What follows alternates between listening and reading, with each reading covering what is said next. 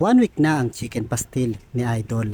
Ngayong umaga ay ginulat ako ng isang malungkot na balita. Dahil nag-message sa akin yung staff ko at ayaw daw umandar nung food cart. At dito ko nalaman na ninakaw pala yung controller ng aking e-bike. Sobrang nakakalungkot mga idol dahil habang lumalaban ako ng patas ay meron naman mga taong nanglalamang sa kanilang kapwa. Mga taong hindi lumalaban ng patas at nabubuhay lamang sa pagnanakaw. Hindi lang ako ang pinerwisyo nyo, pati yung staff ko. Dahil sa mga oras na ito ay naka-assemble na yung food cart at handa nang umalis para magtinda. Malamang masaya kayo sa mga oras na ito. Pero tandaan nyo, isang araw makakahanap din kayo ng katapat at pupulutin din kayo sa kulungan. Medyo nalungkot ako sa araw na ito pero kailangan kong magpatuloy. Kaya ito, dinaan ko na lang sa paglalaba yung sama ng loob ko. Kaya shout out sa mga lalaki na tinutulungan yung misis nila sa paglalaba. Kaya kung meron kang mister na katuwang mo sa paglalaba, itag mo naman siya sa video na ito. Dahil linggo ngayon at labaday namin ng partner ko, hapon na kami magtitinda ng chicken pastil. Kaya pagkatapos ko maglaba, inumpisahan ko ng palambutin yung manok. Dahil hihimayin ko pa ito. Dahil medyo matrabaho ang paghihimay ng manok, alas 5 na ako nakapagluto ng chicken pastil. Dahil umaga pa lang open na ang Big Siomai ni Idol, maraming mga customer ang pumunta dito at naghahanap ng chicken pastil. Habang niluluto ko ang chicken pastil, marami na kaming customer na nag-aabang.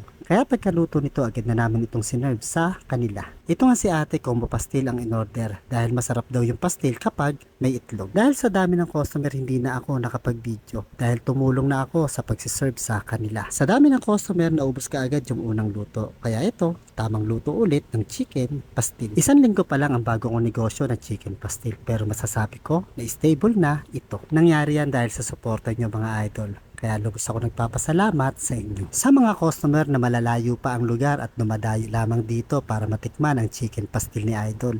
Ganon din sa mga customer namin na paulit-ulit na bumibili. Yung iba nga sa mga follower ko nagtatanong kung meron akong online. Pero sa ngayon, wala pa. Sa ngayon kasi focus muna ako dito sa aking pwesto. Pero hindi ko inaalis yung option na magbenta rin ako online. Dahil sa tingin ko, mas mapapalaki nito ang benta ng chicken pastil ni Idol. Ganon lang talaga kapag nagnegosyo tayo. Sumubok lang tayo hanggat kaya natin. Ang importante, hindi tayo nanlalamang ng ating kapwa at kumikita tayo sa malinis na paraan. Kaya sa mga tao na hindi lumalaban ng patas at mahilig manlamang sa kanyang kapwa, hintayin mo.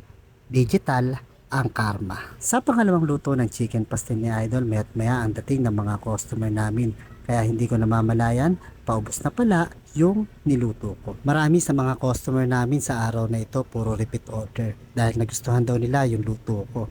Yung iba naman, dumadayo pa galing sa malayong lugar. Kita nyo naman yung resulta habang kumakain si kuya. Pagtingin ko sa talyasi, paubos na yung niluto ko. Baka ikaw na lang hindi pa nakakatikim sa chicken pastil ni Idol kaya pasyalin mo na ang pwesto ko.